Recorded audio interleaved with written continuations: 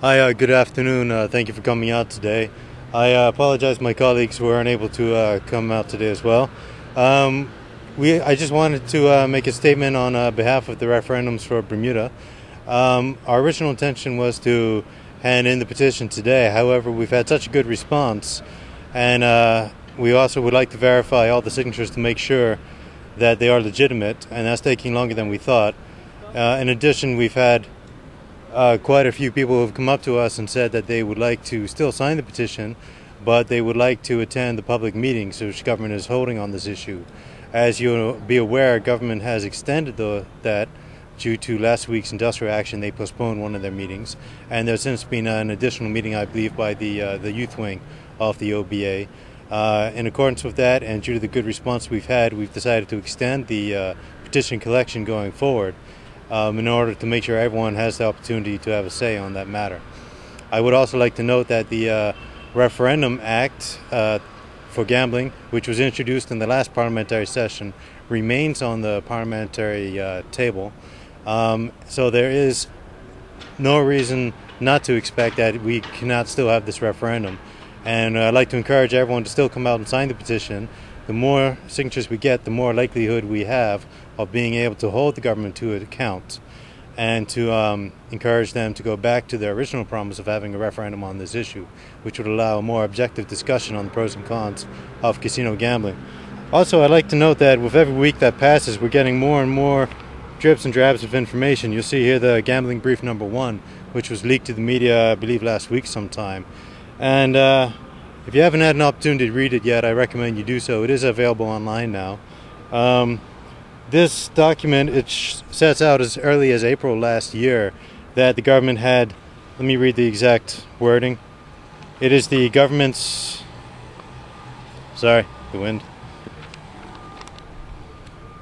The exact wording says that as of April last year, it is the government's intention to introduce legalized gambling as an activity in Bermuda at an accelerated pace and foregoing the platform pledged referendum on the issue. So as early as April last year, they'd already decided they were going to abandon the referendum, and the rest of this document sets out a way to manipulate the electorate and the OBA's own members to justify that decision. Personally, I'm quite outraged about that, and I think everyone should have the opportunity to read this and realize that they've been manipulated by the government to a degree. And quite frankly, the government has also actively misled the people and misled Parliament, as we can see from this document. That's pretty shocking. Now again, the petition for a referendum on casino gambling, we're neither for or against casino gambling, and in our opinion, this issue transcends political loyalties between the two parties. But if you agree that we should have a referendum on this issue, please come out and sign the petition. They are available at several locations in Hamilton and also now in St. George's. You have Rock Island Cafe on Reed Street, Kirk's Jewelers on Front Street, the BIU headquarters on Union Street, the BIU gas station on Dundonald Street, BPSU headquarters on Cedar and Cedar Avenue, and Chewstick on Court and Elliott Street. And in St. George's, you have the bookseller on Water Street, where you can go and sign the petition. In addition, we have people going throughout the community collecting signatures, and there's an online petition which you can access through our website.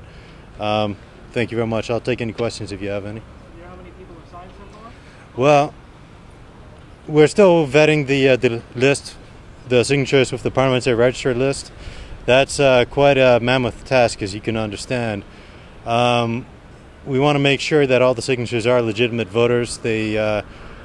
They're not expatriates who might have just signed. As much as we appreciate any expatriate support on this idea, we recognize that it's up to Bermudians and the voting population to have that say. So I would rather not give any numbers until we've had the time to vet the list.